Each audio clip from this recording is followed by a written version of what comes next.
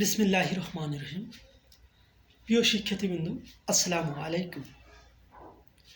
তো আজকে আমরা আলোচনা করব নবম দশম শ্রেণীর রসায়ন বইয়ের একটা গুরুত্বপূর্ণ টপিকসটি হলো কাঁচা আম খেতে টক লাগে কিন্তু পাকা আম খেতে কি লাগে, মিষ্টি লাগে কেন?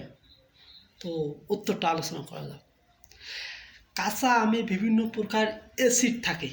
আসলে অ্যাসিডের স্বাদ হচ্ছে টক, যেমন সালফানিক অ্যাসিড, ম্যালিক অ্যাসিড।